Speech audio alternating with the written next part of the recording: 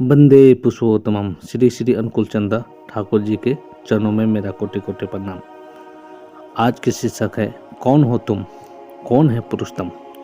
श्री श्री अनुकूल चंदा ठाकुर के इस शीर्षक को शुरू करने से पहले सभी गुरु भाइयों से मेरा अनुरोध है कि कृपया इस चैनल में जो भी गुरु भाई विजिट कर रहे हैं कृपया लाइक शेयर और सब्सक्राइब जरूर करें, स्किप ना करें, वीडियो पूरा देखें।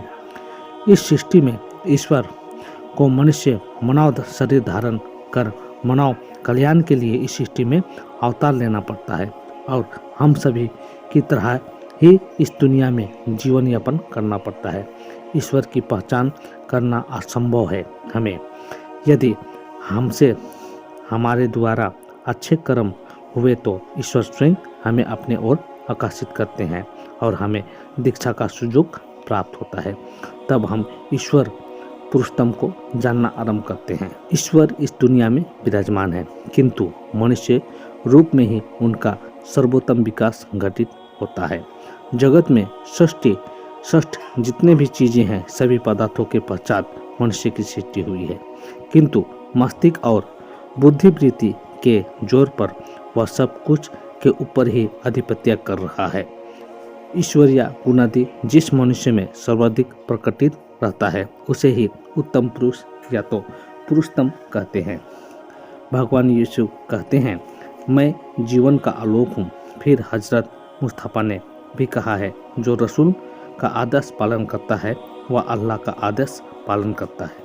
इसी भाव से वे बीच बीच में जगत में अवतीर्ण होकर अपनी वाणी के माध्यम से व्यक्त करते हैं कि वे कौन है एवं वे ही मनुष्य के एकमात्र स्मरणीय है।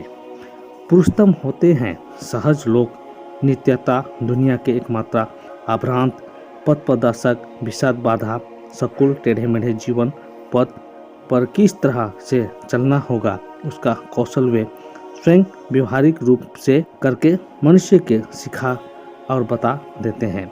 अर्थाती ज्ञानी और जिज्ञासु ये चार तरह के मनुष्य आते थे उनके निकट, किंतु विस्मय की बात यह है कि उनके निकट आकर भी कोई अपने विष्टिक्य को खोता नहीं था।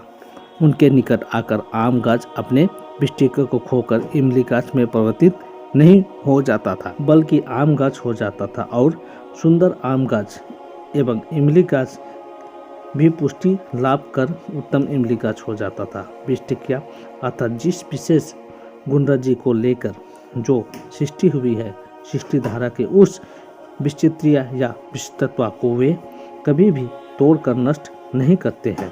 कारण इस विष्टिक्य के नष्ट हो जाने पर उसके माध्यम से जो कार्य कराया जाता है वह कार्य नहीं कराया जा सकेगा। मिर्ची में यदि तीखापन नहीं रहे तो उसका कोई खरीदार नहीं रहेगा। उस मिर्ची का तीखा जिससे ठीक रहे पुरुषोत्तम उसकी ही व्यवस्था करते हैं। ऐसे व्यक्तित्व पृथ्वी पर सदा नहीं आते हैं, यदा यदा ही आते हैं। जगत का संकट जब घनीभूत हो उठता है, जीवन के सारी दिशाओं का प्रकाश जब क्रमशः बुझने लगता है, धर्म की चरम ग्लानि जब वास्तविक रूप से प्रकट हो उठता है, समाज संसार में हिंसा अप्रेम स्वार्थपरता की तरह भयंकर साजिश जब घर बाहर सर्वथा तिलबिल करने लगता है, तब मनुष्य सुस्त होकर बचे रहने के लिए अकुल होकर ईश्वर को पुकारता है। तभी इस संसार में ईश्वर मानव शरीर धारण करके इस दुनिया के लोगों को बचाने के लिए अवतीत होते हैं। तब हमें धीरे धीरे ईश्वर के शक्ति का आभास होता है। इस प्रकार हमें ईश्वर की पहचान होता है। बस इतना ही कहकर सभी गुरु भाइयों को मेरा आंतरिक जय गुरु।